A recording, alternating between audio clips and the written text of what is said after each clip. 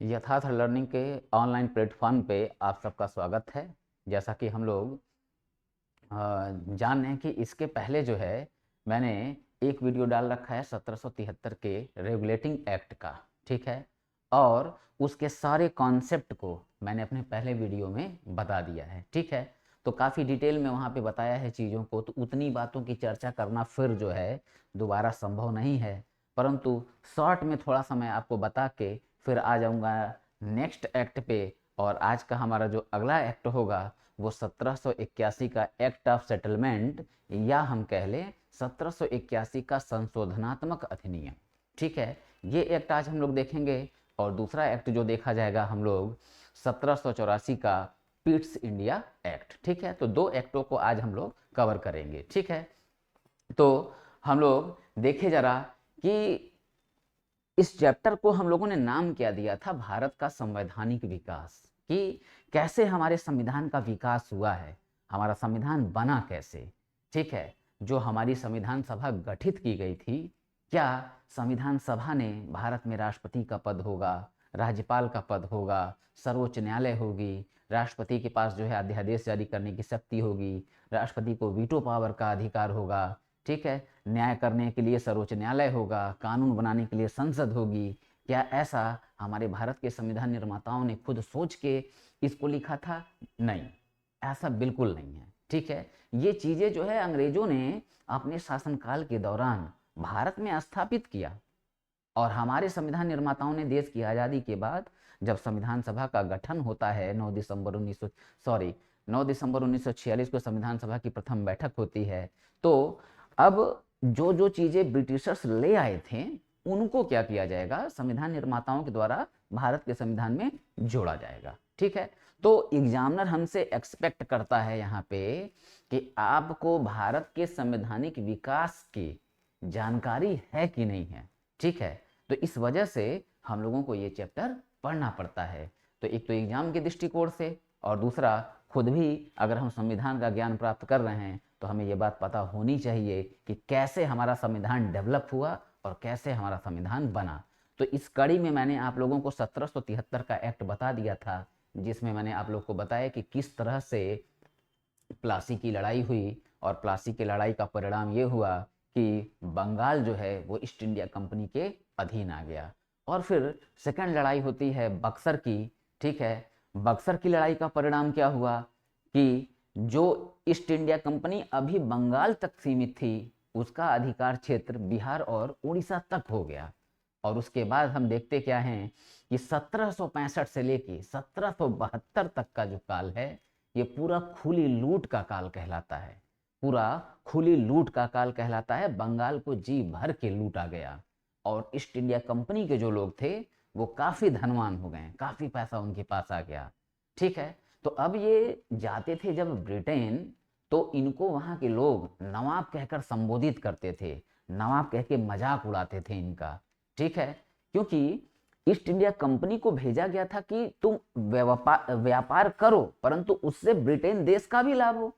परंतु कंपनी जो है खुद तो जो है कि मजबूत होती चली गई, धनवान होती चली गई, परंतु परंतु कंपनी कंपनी के लोग धनवान होते चले गए, परंतु कंपनी क्या हुआ, घाटे में चली गई, ठीक। अब ये अपने पैसे के बल पे ब्रिटेन की राजनीति को प्रभावित कर रहे थे, ठीक है। ब्रिटेन की राजनीति को ये क्या कर रहे थे, प्रभावित कर रहे थे।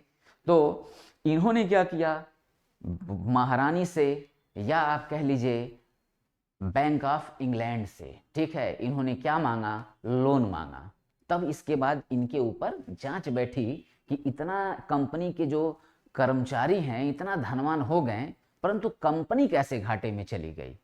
तो इसी की जांच के लिए 17 जांच की जाएगी और इनको कंट्रोल करने के लिए 1773 का एक्ट पास किया जाएगा। और उसके प्रावधान क्या थे, मैंने इस बात को अपने पिछले वीडियो में बता रखा है, ठीक। तो अब 73 के द्वारा ईस्ट इंडिया कंपनी को बराबर कंट्रोल किया जाएगा। और ये कंट्रोल करना यही नहीं रुकेगा, ये 1700, आप देखें जरा, 1773 का जो एक्ट आएगा, रेगुलेटिंग एक्ट, यहां से कंट्रोल करना शुरू करेंगे और इसके बाद से फिर ये ले आएंगे 1781 का एक्ट ऑफ सेटलमेंट, जिसको आज हम पढ़ेंगे। फिर ले आएंगे 1784 का पीट्स इंडिया एक्ट, इसको भी आज हम पढ़ेंगे। और फिर 1813 का चार्टर एक्ट और 1833 का चार्टर एक्ट, ठीक है। और फिर इसके बाद से आ जाता है 1858 का अधिनियम। यही 1858 के पहले 1857 की क्रांति होगी, और 1857 की क्रांति में होगा क्या, ईस्ट इंडिया कंपनी का शासन जो है पूरी तरह क्या होगा, छीन लिया जाएगा, और सारा पावर जो है वो क्राउन यानी महारानी के अधीन कर दिया जाएगा, ठीक है। तो इनको रेगुलेट करने की दिशा में कौन कौन से एक्ट आए, हम लोग इसकी चर्चा कर रहे हैं, ठीक है। तो आइए हम लोग देखते हैं कि क्या प्रावधान किए गए जिसके द्वारा ईस्ट इंडिया कंपनी कंट्रोल होगी, ठीक है, उसको नियंत्रित किया जाएगा। तो अब देखें हम लोग 1781 के एक्ट को, ठीक है। तो यहाँ देखिए इसके कुछ पॉइंट्स को मैंने लिख रखा है, एक मिनट कुछ पॉइंट्स को मैंने लिख रखा है। तो यहाँ हम देखें अगर, तो आप देखिए इसके उद्देश्य क्या थे। 1781 का जो एक्ट आया, इसका मूलतः उद्देश्य क्या था, इसका उद्देश्य यह था कि 1773 के एक्ट में कुछ दोष थे, कुछ कमियां थी, और उन कमियों को क्या करना था, दूर करना था, ठीक है। तो अब उन कमियों को दूर करने के लिए होगा क्या, विभिन्न प्रावधान किए जाएंगे, ठीक है। तो अब क्या क्या प्रावधान किए जाएंगे, ये सारी बातें आपके सामने बोर्ड पे लिखी हुई हैं। तो क्रमबद्ध रूप से हम सारी चीजों को देखते हैं, ठीक। तो सबसे पहले आप एकदम सतर्क रहिए, यहां आपसे एक क्वेश्चन बन जाता है कि 1773 के रेगुलेटिंग एक्ट में कुछ कमियां थी, उन कमियों को दूर करने के लिए निम्नलिखित में कौन सा एक्ट लाया गया। तो ऑप्शन आपको 1781 का एक्ट दे देगा, 1784 का एक्ट दे देगा, 1833 का एक्ट दे देगा, और 1853 का एक्ट दे देगा। तो यहाँ हम बहुत ही आसानी से बता सकते हैं कि 1781 का जो एक्ट ऑफ सेटलमेंट है यानी संशोधनात्मक अधिनियम जो है, इसके द्वारा, ठीक है, ये संशोधनात्मक अधिनियम जो है इसके द्वारा क्या किया जाएगा, रेगुलेटिंग एक्ट की कमी को दूर किया जाएगा, ये एक बात। परंतु आप इस बात को ध्यान में रखिएगा, एग्जामिनर कभी कभी जो है आपके ज्ञान को चेक करना चाहता है कि आप कितने डेप्थ में चीज़ों को पढ़ रखे हैं, आपका कॉन्सेप्ट कितना क्लियर है, क्या आपने डेटा रट के आप एग्जाम दे रहे हैं या डेटा विथ कॉन्सेप्ट एग्जाम दे रहे हैं। अब क्या होगा, यहाँ पे अगला एक प्रश्न बनाया जा सकता है, ठीक, और बनाया जब जाएगा तो उस समय उसका आंसर क्या होगा, आइए जरा इसको समझ लें। आपसे क्वेश्चन पूछेगा कि 1773 के रेगुलेटिंग एक्ट में कुछ कमियां थी, उनको दूर करने के लिए कौन सा अधिनियम लाया गया। अब आपको ऑप्शन देगा 1813 का चार्टर एक्ट, 1833 का चार्टर एक्ट, 1853 का चार्टर एक्ट, और 1784 का पिट्स इंडिया एक्ट, ये चार ऑप्शन देंगे। तो अब इस स्थिति में जब एक्ट ऑफ सेटलमेंट आपके सामने नहीं है ऑप्शन में, तो ऐसी स्थिति में हमारा आंसर क्या होगा, 1784 का पिट्स इंडिया एक्ट, ठीक है। तो हम देखें कि एक्ट ऑफ सेटलमेंट में यानी संशोधनात्मक अधिनियम 1781 में क्या क्या प्रावधान किए गए। तो पहले पॉइंट को अगर हम लोग देखें तो देखिए लिखा है, गवर्नर जनरल की परिषद तथा सर्वोच्च न्यायालय के बीच संबंधों का सीमांकन, ठीक है, सीमांकन किया गया, ठीक है मित्रों। तो गवर्नर जनरल और उसकी परिषद के बीच संबंधों का सीमांकन करना या संबंधों को परिभाषित करना, यह है क्या, अब इसको जरा आप समझिए। जब 73 के एक्ट के द्वारा कलकत्ता में स्थापित किया गया सर्वोच्च न्यायालय, तो सर्वोच्च न्यायालय के अधिकार में ईस्ट इंडिया कंपनी के कार्यों को भी डाल दिया गया कि अब ईस्ट इंडिया कोई काम करेगी तो सर्वोच्च न्यायालय उसका निरीक्षण कर सकता है, ठीक है। कानून गवर्नर जनरल और उसकी परिषद भी बना सकता है, और कानून सर्वोच्च न्यायालय जो है वो भी बना सकता है।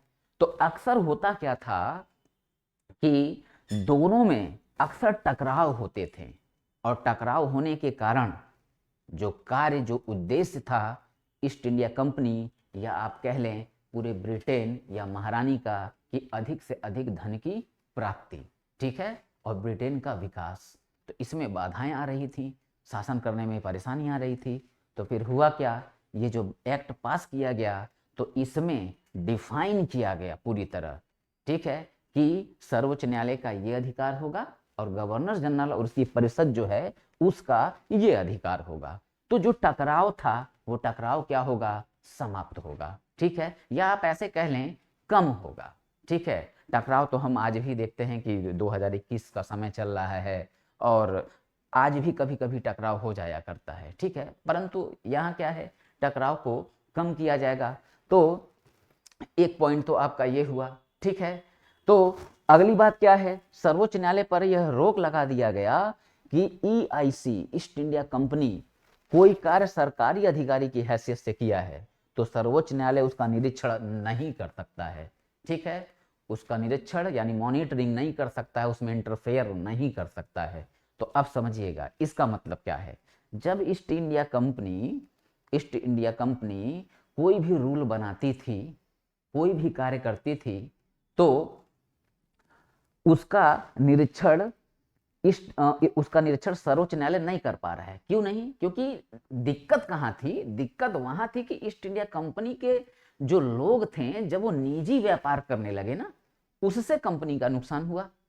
तो अब क्या हुआ कि अगर ये निजी व्यापार करेंगे तब तो सर्वोच्च न्यायालय जो है इंटरफेयर करेगा, और अगर ये निजी व्यापार नहीं करते हैं, ठीक है, ईस्ट इंडिया कंपनी निजी व्यापार नहीं करती है, तो फिर हम यहाँ क्या होगा कि सर्वोच्च न्यायालय उसका निरीक्षण नहीं करेगा। जो वो आदेश पारित कर देंगे उसको क्या किया जाएगा, मान लिया जाएगा। ठीक है, तो इसलिए ये एक प्रावधान किया गया। दूसरा क्या हम देखते हैं, कार्यपालिका को न्यायपालिका से अलग किया गया।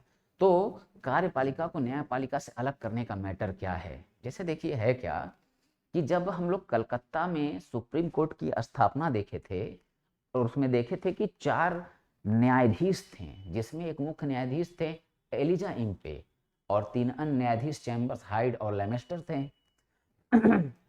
तो फिर क्या था कि जो एलिजा इम्पे थे ये वारन हेस्टिंग्स के बड़े खास मित्र थे। तो उस समय जो अवध की बेगम थी उनसे वारन हेस्टिंग्स जो है घूस लिया था। ठीक है, अवध की बेगमों से वारन हेस्टिंग्स ने घूस लिया था। तो इस मैटर को उछाला किसने, नंद कुमार ने। ठीक है, आप गूगल करिएगा, यूट्यूब पे देखिएगा, या मैं जब पढ़ाऊंगा आधुनिक भारत का इतिहास तो उसमें आपको नंद कुमार का मैटर क्या है, ठीक है, अवध की बेगम वगैरह सारी चर्चा वहाँ पे मैं करूँगा। ठीक है, तो हम देखें तो नंद कुमार का जो मैटर था, तो अब इसमें क्या हुआ कि जो इसके ऊपर इल्जाम लगाया गया अवध की बेगमों से घूस लेने का, तो नंद कुमार का क्या असर हुआ, वारन हेस्टिंग्स का मित्र था एलिजा इम्पे, तो एलिजा इम्पे से कह के झूठे आरोप में नंद कुमार को फंसा के उसको दे दिया गया फांसी। ठीक है, जिसका काफी विरोध भी हुआ। तो अब क्या था कि गवर्नर जनरल और न्यायपालिका इन दोनों को अलग करने का प्रावधान किया गया। मतलब ये है कि जो न्यायपालिका होगी उस न्यायपालिका से कहीं भी कार्यपालिका का सदस्य, ठीक है, या संसद का सदस्य जो है जुड़ा नहीं रहेगा। जबकि हमारे वहां संसदीय व्यवस्था में आप देखेंगे कि संसद और कार्यपालिका जिसका भाग मंत्री परिषद भी है, तो मंत्री वही बन सकता है जो संसद का सदस्य हो। ठीक है, चाहे लोकसभा या राज्यसभा का सदस्य हो तब वो मंत्री बन सकता है। यहाँ तो जुड़ाव हमको दिखता है, परंतु न्यायपालिका में आप ये कहीं नहीं देखेंगे कि न्यायपालिका का कोई जुड़ाव कार्यपालिका या फिर संसद यानी विधायिका से हो। तो जो गवर्नर जनरल और उसकी जो परिषद थी, ये देखिए 2 काम करते थे। ये 2 काम क्या करते थे, एक तो ये कानून भी बनाता था और दूसरा ये लागू भी कराता था। तो आगे चल के क्या होगा, आगे चल के यही गवर्नर जनरल की जो परिषद अलग हो जाएगी और अलग होने के बाद धीरे धीरे ये क्या होगा, संसद का रूप धारण करेगा। ठीक है, और गवर्नर जो है इसके लिए इसको सलाह देने के लिए कुछ लोगों की नियुक्ति होगी। ठीक है, और वो क्या बन जाएगा, वो बन जाएगा मंत्री परिषद। ठीक है, और मंत्री परिषद के सलाह से, ठीक है, गवर्नर जनरल कार्य करेगा। तो मित्रों यहाँ आप देखें कि हम आर्टिकल 74 जब पढ़ते हैं, हम अनुच्छेद 74 जब पढ़ते हैं, तो अनुच्छेद 74 में हम क्या देखते हैं कि राष्ट्रपति कोई भी कार्य मंत्रिपरिषद के सलाह से ही करेगा, अन्यथा नहीं करेगा। ये प्रावधान हम देखते हैं। तो अब देखिए ये सारे सिस्टम आ कैसे रहे हैं। ये सारे सिस्टम जो हैं ब्रिटिशर्स जो हैं ये लाए हुए हैं, इनके द्वारा लाया गया, और यही क्या हो रहा है आगे हमारे भारत के संविधान में जो है दिखाई दे रहा है। इनके द्वारा लाई गई चीजें जो है हमारे वहां अब भारतीय संविधान में दिखाई दे रही हैं। ठीक है, तो ये हमारा 1781 का संशोधनात्मक अधिनियम था, जिसमें हम लोगों ने इन पॉइंट को देखा। और अगर आप इसका स्क्रीनशॉट लेना चाहते हैं तो आप इसका स्क्रीनशॉट ले लीजिए। फिर हम आते हैं 1784 के पिट्स इंडिया एक्ट पे।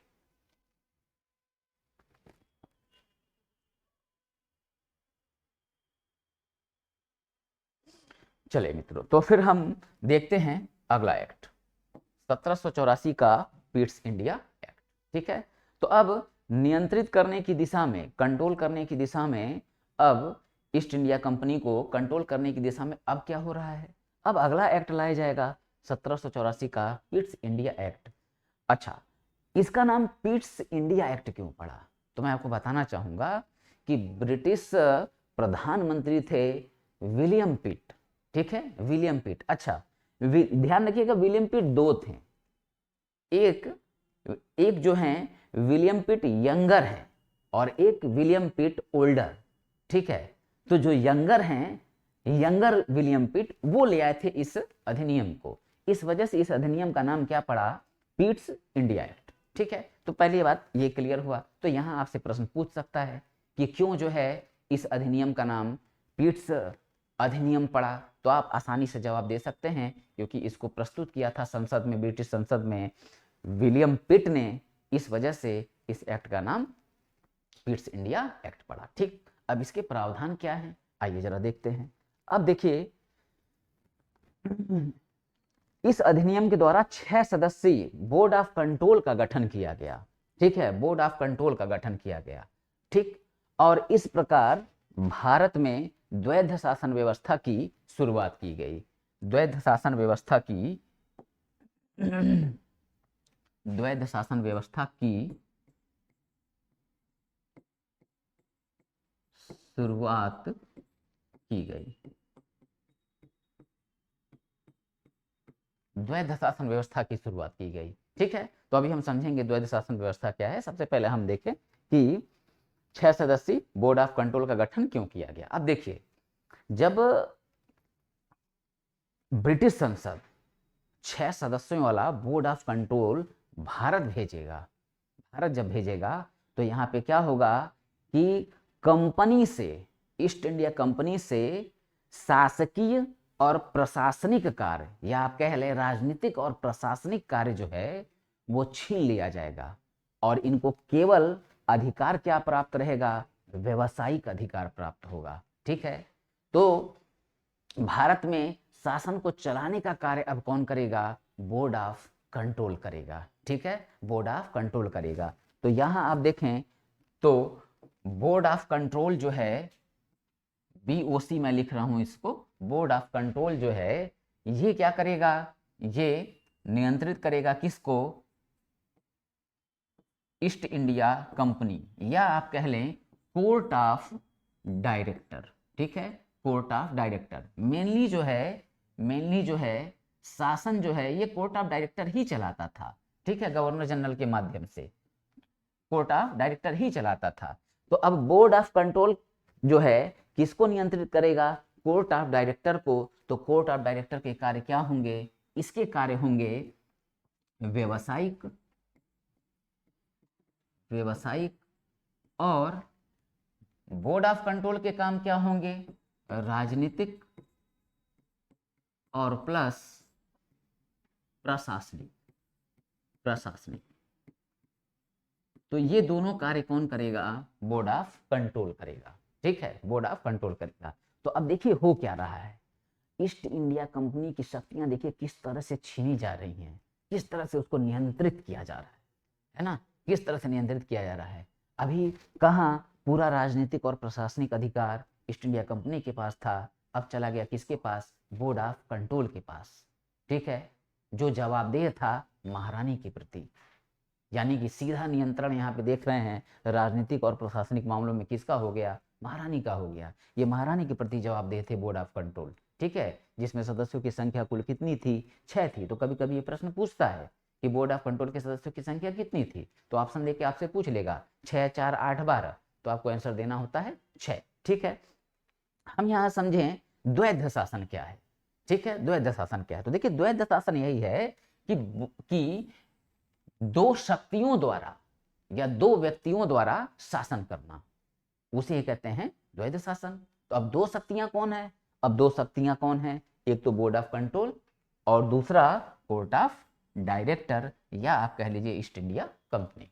ठीक है, अब ये क्या कर रहा है? व्यवसायिक काम ये कर रहा है और राजनीतिक और प्रशासनिक काम कौन कर रहा है? बोर्ड ऑफ कंट्रोल कर रहा है।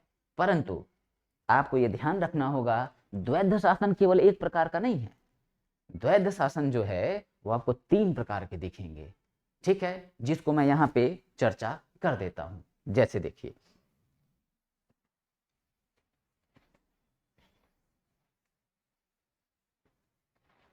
देखिए, एक तो द्वैध शासन हम देखते हैं कहां पे? बंगाल में। बंगाल में जब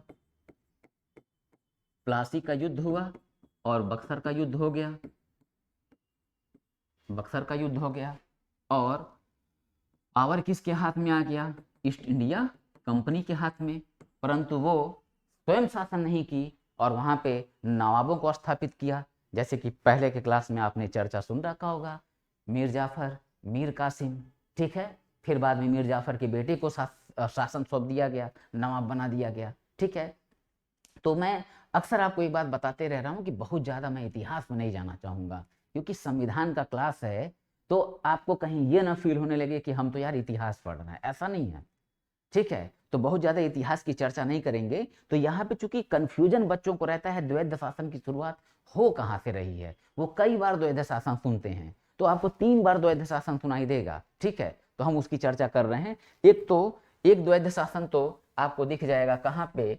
एक द्वैध शासन आपको दिखेगा बंगाल में, जब प्लासी और बक्सर की लड़ाई हो जाती है। यहाँ क्या होता है? यहाँ पे आप देखिए, यहाँ पे नवाब का जो पद है वो बना रहता है, नवाब जो है वहां पे रहता है। अंग्रेज खुद शासन नहीं करना चाह रहे थे। ठीक है, क्यों? क्योंकि उनके खिलाफ माहौल बन जाता। अगर वो स्वयं शासन में भाग लेते तो उनके खिलाफ माहौल बन जाता कि हमारे नवाब को हटा के अंग्रेज बलपूर्वक शासन कर रहे हैं, तो कहीं ना कहीं विरोध होते।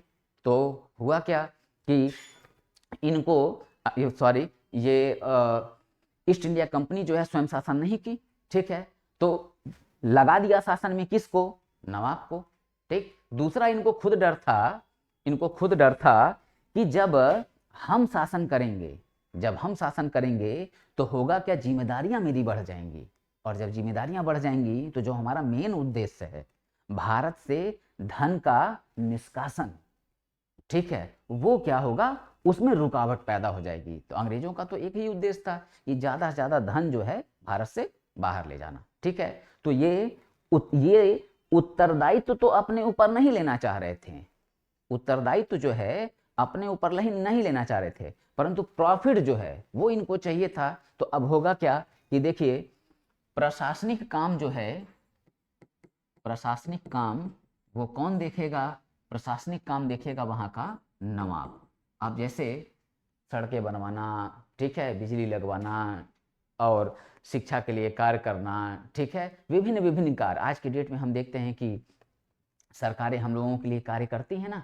तो उसी तरह सरकार जो हम लोगों के प्रति रिस्पॉन्सिबल है, जिम्मेदार है, उसी तरह बंगाल में क्या होगा कि बंगाल की जनता जो है वो जब भी प्रश्न करना होगा किसी भी मुद्दों पे तो वो नवाब से करेगा, वो ईस्ट इंडिया कंपनी से नहीं करेगा। क्यों? क्योंकि प्रशासनिक अधिकार किसके हाथ में है? नवाब के हाथ में है।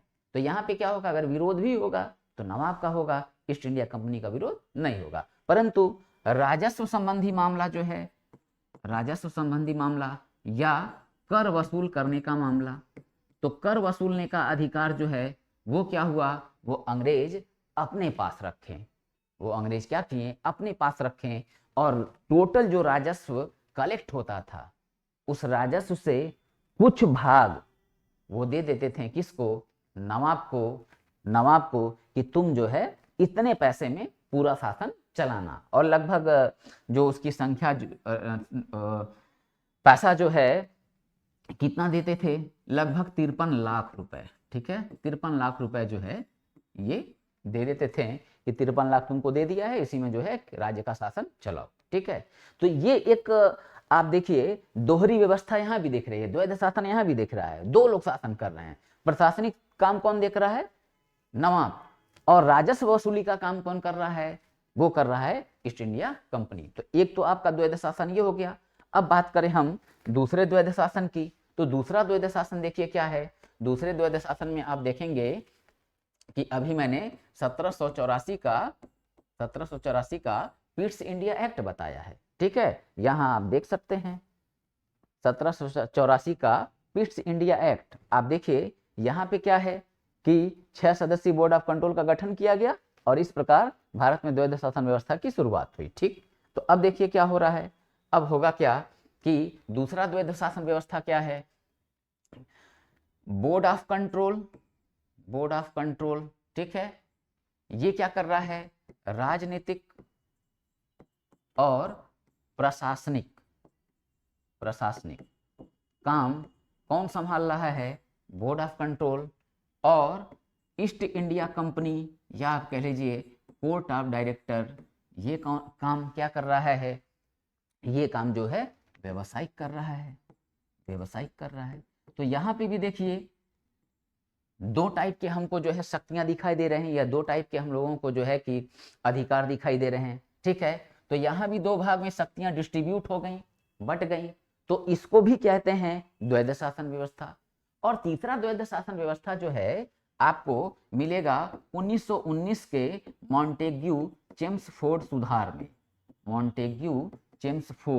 सुधार।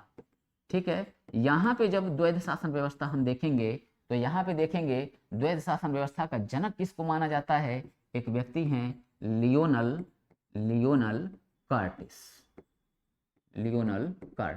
तो इनको द्वैध शासन व्यवस्था का जनक माना जाता है। अब यहाँ का द्वैध शासन व्यवस्था क्या था, अब देखिए जैसे कि था क्या, जो भारतीय लोग थे जो बराबर शक्तियां मांग रहे थे कि हमें भी जो है अधिकार प्रदान किए जाएं।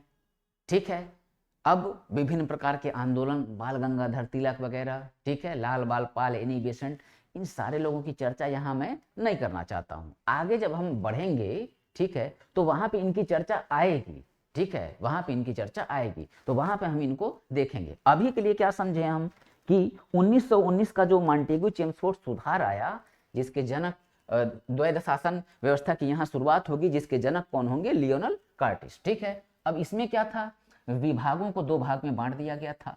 एक विभाग था आरक्षित और एक विभाग था हस्तांतरित। तो यहां देखें आप, हस्तांतरित विभाग जो है इस पे किसका अधिकार था, जो भारतीय लोग होते थे, भारतीय मंत्री, उनका अधिकार होता था। और आरक्षित विषयों पे किसका अधिकार होता था, गवर्नर जनरल का। ठीक है, तो इसमें आप देखेंगे जो अच्छे अच्छे विभाग थे, रक्षा मंत्रालय, वित्त मंत्रालय, विदेश मंत्रालय, सब टोटल कमाऊ पद जो हैं, कमाऊ विभाग जो हैं, अंग्रेजों ने क्या किया, उसको अपने पास रखा। और जितने खर्चे वाले डिपार्टमेंट थे वो क्या किया, सौंप दिया किसको, भारतीयों को। तो अब देखिए यहाँ क्या था कि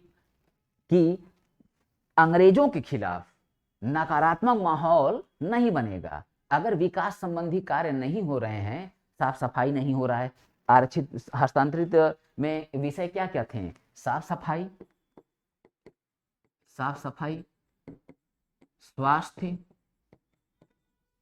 स्वास्थ्य, शिक्षा। ठीक है, इस टाइप के जो खर्चीले डिपार्टमेंट थे वो किसको मिले, वो भारतीयों को मिले। ठीक है, तो अब इससे क्या है, एक नागरिक का जो सबसे पहला डिमांड होता है वो यही है कि उसको रोजगार चाहिए, उसको शिक्षा चाहिए, उसको अच्छा स्वास्थ्य चाहिए, उसको साफ सफाई चाहिए। सबसे पहली डिमांड हमारी ये होती है। जब ये पूर्ण होते हैं तब उसके बाद हम आगे की चीज़ों को सोचते हैं। और इन्हीं मुद्दों पे सरकारें बनती और बिगड़ती भी हैं, क्योंकि भारत आज भी क्या है, विकासशील देश है। ठीक है, भारत विकासशील देश है। तो विकासशील देशों में इन चीज़ों की डिमांड जो है सबसे पहले की जाती है। तो अब ये मुद्दे अंग्रेजों ने क्या किए, सौंप दिए किसको, भारतीयों को। तो जब विरोध भी होगा तो किसके खिलाफ ये विरोध होगा, भारतीयों के खिलाफ ये विरोध होगा। परंतु आगे चल के इसमें सुधार किया जाएगा।